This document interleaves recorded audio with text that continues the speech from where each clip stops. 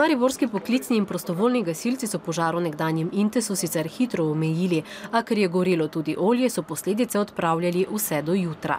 Je zagorelo v obratu jušnih zakuh, konkretno na liniji za peko jušnih kroglic. Intervencija gasilcev je bila zelo učinkovita. Bilo ugotovljeno, da je pravzaprav gorela pec z oljem za cvrtje zlatih kroglic. Tam bi naj bil uničen tudi neki podajalnik, prezračevalnik, skratka inštalacija. V obratu ni nočne proizvodnje, zato ranjenih k sreči ni bilo. O vzrokih požara pa je za zdaj še prezgodaj govoriti.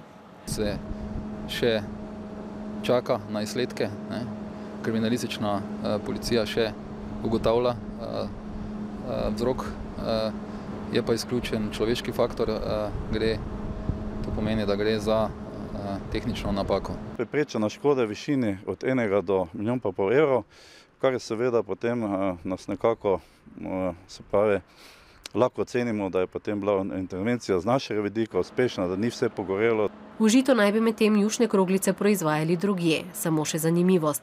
Prav na tem mestu je nekoč že gorelo. Davnega leta 1920 je do tal pogorel takratni mlin, na pogorišču pa so postavili tole stavbo.